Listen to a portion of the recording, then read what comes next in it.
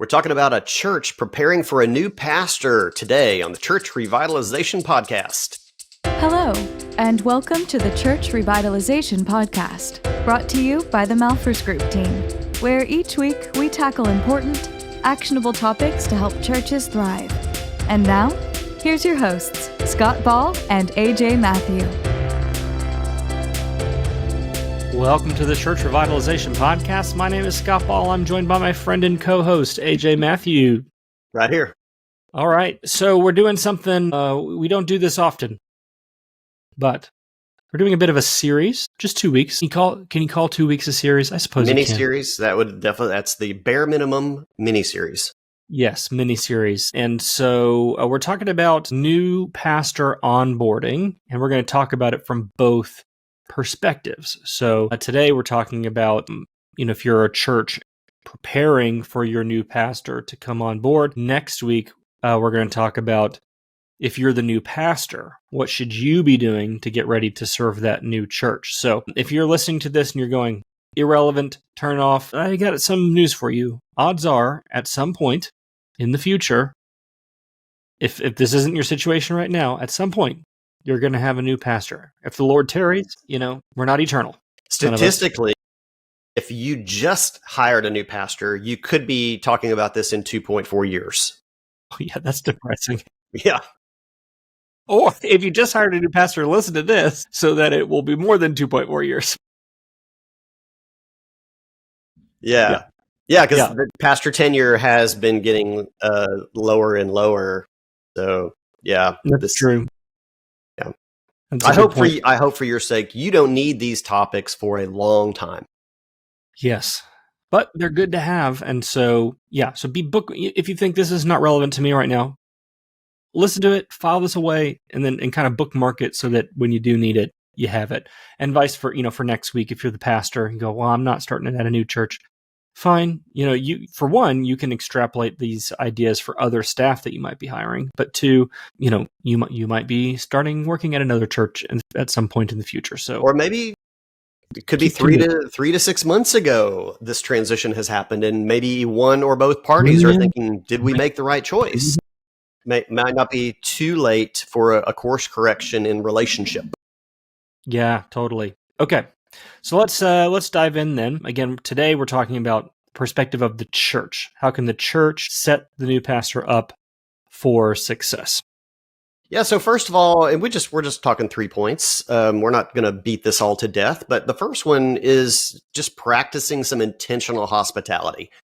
And everybody might think that shouldn't even need to be said. But, we have definitely seen some, even from the start, not necessarily an entire church being sort of standoffish, but there's pockets sometimes there. And this probably has baggage with it, even if the reason that you have a new pastor now maybe wasn't a pleasant experience or reason, then there could be some hurt going on, some people that feel they were wronged. Just who knows? There's a ton of reasons that not everybody might be super excited about the new person that's coming on board. But, as Christ followers, there is a certain way that we are called to behave in a certain amount of, I guess we'll talk a little bit more about grace in our second point, but we should be welcoming and try to make this work as best as we can, as early as we can. So there's a certain level of maturity and humility that needs to take place. It should be the attitude, the general attitude of the church. And even you can follow your grandma's old rules there about, if you don't have anything nice to say, don't say anything at all. Don't say anything at all until you're ready to be nice. But yeah, first of all, let's be hospitable. Let's welcome our new pastor and his wife or family, whatever the case may be, so that they feel like, okay, we're ready for a good start. Yeah, I would say too, on the same point here, two factors to consider. And this is, your mileage may vary depending on the size of your church, the culture of your church, and so on. But there are people in your church that your new pastor needs to know, and needs to know what kind of role they play. Not, he's going to know, if they're an elder, this is someone I need to know. If it's a staff person, this is someone I need to know. Those are obvious. But who are the people in the congregation who have outsized influence that the pastor needs to know and start working on a relationship with. And I know we all like to be like, well, that shouldn't be that way. No, I mean, this is an organization that has people. It has and politics is just people multiplied. So you need to know, he needs to know. He shouldn't have to make it a scavenger hunt to figure out who are the people who have outsized influence in this church. Do him a solid. Let him know, okay, here are the people you really need to be mindful of, and let him get a head start on building a relationship with those people and invest intentionally in them over the course of the first 6 months. Hopefully, over time, he has good relationships with all the people. Of course, that would be the goal, but there are certain people he probably needs to spend more time with early on. The second thing related to that, I would say, is give him a heads up about who's related to whom. Yeah. If they share a last name, that's a good hint, but they don't always share a last name. And this person's kin to that person's an uncle's a cousin. This person, kid, son, married this family's daughter. They've been in the church for 20 years, and you can really help a pastor not step in it accidentally by being like, I had a meeting with that guy, and they're like, that guy is my uncle. And you're like, oh, okay. So, do him a solid. If there's a family tree that he needs to be aware of, help him out. Yeah. Think through details. There's so much that just natural rhythms of the church or even of the city culture that he may not be aware of. He's trying to figure out, why is this person all of a sudden seem, kind of cold to me? And you find out, oh, well, they were part of this prayer group that meets 20 minutes before a service. And our old pastor would always pop in there and, greet them in the morning. And you didn't do that. And now they're mad. Like, what? Who would know? Who would have known that? Who would know? There's a million of those little details. And so just, help him understand the unwritten things that people might be expecting. And because he's not a mind reader and you don't know how detailed even the hiring process was, how much he might've been informed about. But also, I know there's a lot of you listening just from all over the world. And we do a lot of work with international churches that have these kinds of transitions. That brings a whole new element to this. Culture changes, even in the U.S. I was going to say that's true in the U.S. too. Somebody from the Northeast going to, South Texas is going to have a very interesting experience, just like somebody new from the U.S. going to, lead a church in Singapore, or somebody in Germany leading a church in Thailand. So just help them to get integrated in, to understand timing and rhythms and relationships and cultural idiosyncrasies. Yeah, like I live here in East Tennessee. I live in Bristol. The race, the Bristol race, the spring race, is this weekend.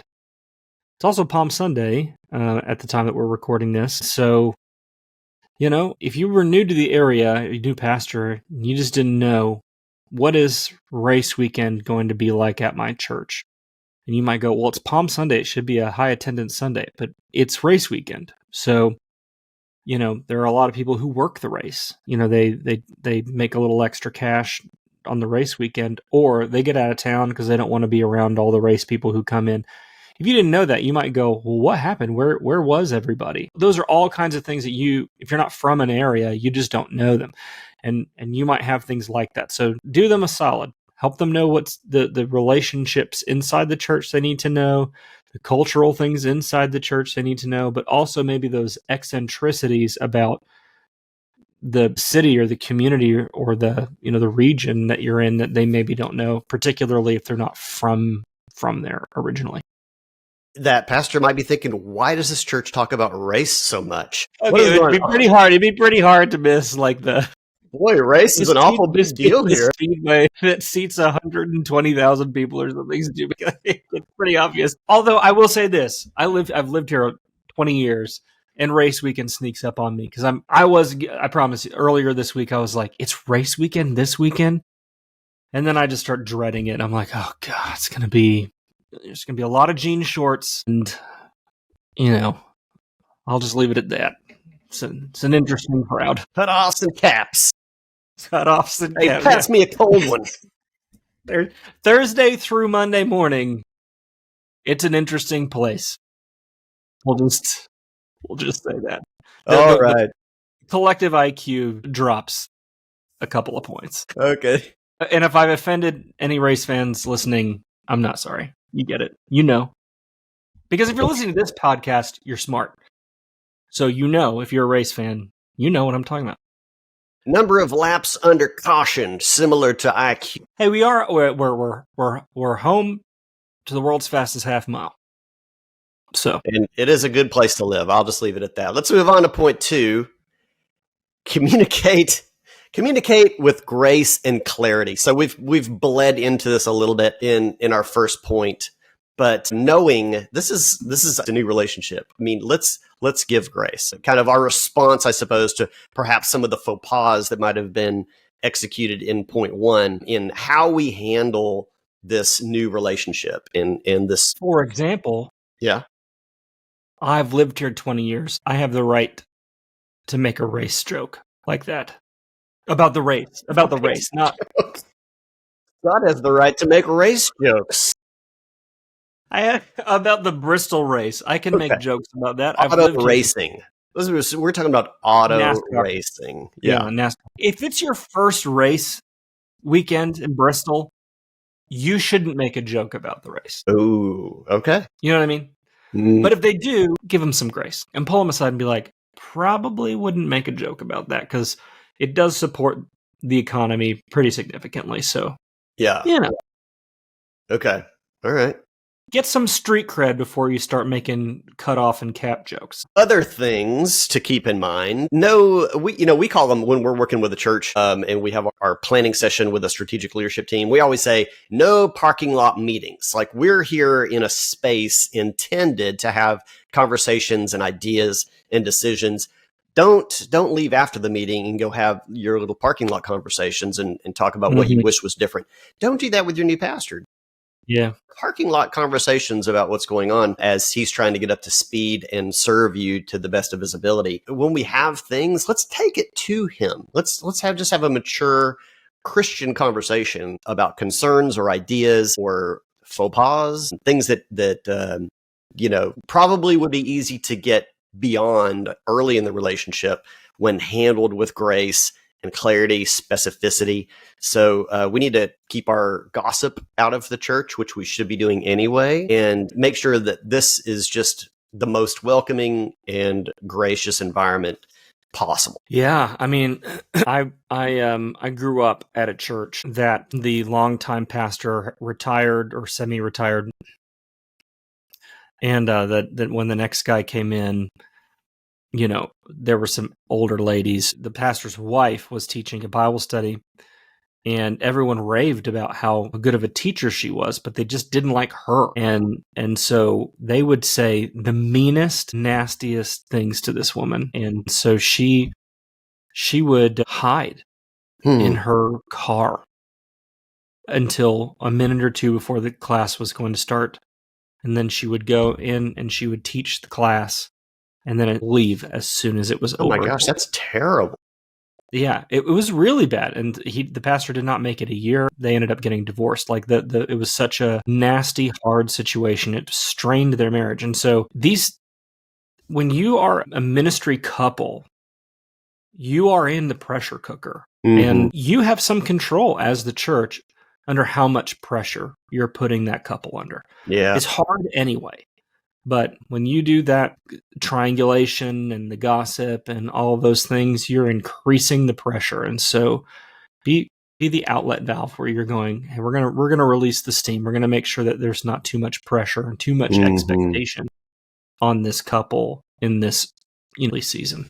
Yeah, I mean that's a great point. Not thinking only about the pastor, but his wife and their kids. If that happens to be the case, because this is a big thing. It's don't assume that the smile that you might be getting on Sunday is always there. And there could be some tough things that they're dealing with, trying to develop new relationships, maybe even mourning what they've given up, whether they might have left a wonderful ministry environment and felt called to go to wherever you are. But that doesn't make it just easy, though, to give up relationships and house and environment, weather, and whatever the change might be. So just keep all that in mind. Just try to get outside of yourself, look at it from their perspective, try to make that as easy as possible for them. Yep. All right. Last one, number 3. Last one, I guess the way we've written it is embrace a season of listening and learning. And this is probably the clincher, I think, here, an openness to change. And we'll be counseling the pastor next week in the second part of this about how rapidly change should be considered or begin to happen. But from the church's side, you should expect things to be a little bit different anyway. I mean, that should just be like a general assumption. Different person, different leadership style, different way of working through vision. Things will be different. You cannot change people out and expect everything to be the same. But you should have an openness to change anyway, even just throughout your pastor's tenure, so that the church doesn't, become stale or insider focused or plateaued and then into a declining position. Listen to the pastor as well. We're asking you to provide good information in our previous points, provide him good information, but listen to him as well. Listen to ideas, and neither party should be trying to make, big changes very quickly. But if you're open to hearing new things and new perspectives, then it's really going to make this work a lot better for both sides. Yeah, I would say, and depending on when you're listening to this and where you're at in a process, like a hiring process or transition, it may or may not be relevant to you. But this is why we encourage churches to go through a strategic planning process prior to hiring a new person, because we believe strongly that the strategic direction, or the vision at least, of the church ought to be owned by the church itself. That the church has a direction that it wants to go, and when you're hiring a new senior pastor or lead pastor, it's not his job to figure out where is this church going. It's his job to help steer the church in that direction. And of course, the church is going to be colored by that leader's personality and skills and strengths and weaknesses. But the overall destination is something that the church should own and agree with, and ideally before the pastor comes, or if that didn't happen, then in collaboration with him. That being said, I think what happens often is churches, this is why the tenure is so short. Churches go from pastor to pastor till they try to find one who hits on where they want to go.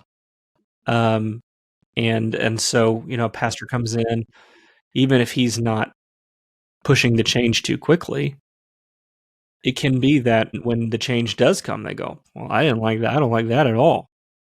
And so they want to just shut it down, and they drive him out and they kick him out. Mm-hmm.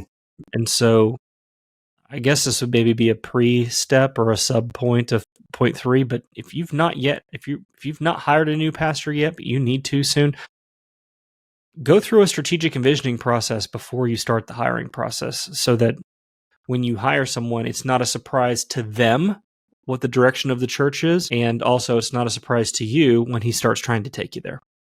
Yeah. We're not at all advocating for this hired hand perspective on a pastor. We're advocating for having a good awareness of the heart of the church, in a sense for where God is leading it, to find your next pastor being a wonderful partner and collaborator in that. Hearing also then from a shared vision from his experience and perspective, and what God is putting on his heart for your church to lead it well into the future. So it should very much feel like we've really found, the Holy Spirit has really connected us with the right person, so that we can just really do great things on mission together going into the future. Not like we've got a checklist and we had to go through 3 pastors before we finally found the one. Yeah. That's not a healthy environment. Yeah, and I think I feel like I share this metaphor every week on the podcast now, but it really is that when you get on the airplane, you know where it's going, but you ought to trust the pilot on making decisions. I was on a plane like a month ago or a month or two ago. We were supposed to be landing, and then there was a plane on the runway, so we had to go around. We didn't find out until we were safely on the ground and nearly at the gate. Then he came on and said, "Hey, here's why we did this. We needed to go around because there was a runway incursion, they call it." I trust the pilot. I don't need to chime in on everything. But we agreed on a destination to begin with. I knew I was going to, in this case, Charlotte. And there are limitations to the metaphor. But when you hire a pastor, you should have certain things that you agree on. And then there are going to be other things where you're going to need to, as a church, not totally surrender. Like, you know what I mean? Like, you don't have to totally just be like, well, whatever he says goes, but you should have some trust by virtue of the relationship between the pastor and the congregation, where you go, okay, if he's seeing a need for us to do a go around, we should be inclined to trust his judgment. And sometimes churches, I feel like when they hire someone, it's adversarial from the beginning. Like, he has to prove it. Give it time. Trust the guy. Know that you probably have some blind spots, because history kind of creates that. Longevity can create that. Rhythms create that. And so when he questions something or wants more information or suggests something, it's just additional areas to be open to. Hear what he has to say with grace and have conversations. So there you go. Embrace this season as one of relationship building and being open to new ideas and to change. I think that'll help make things work a little bit smoother, Scott. Absolutely. Okay, today's article is linked in the description below. If you're watching on YouTube, it's down there. And if you are listening on whatever podcast platform, it's in the description there. So click the link to read today's article. Want to encourage you to sign up for the Healthy Churches Toolkit, 7 days for free. Go to healthychurchestoolkit.com. healthychurchestoolkit.com. Get 7 days for free. And if you're going through a transition or about to, it's some great resources in there to help guide you along. Thanks for being with us, everybody. We'll see you again next week with part 2 of this new relationship between pastor and church. Take care.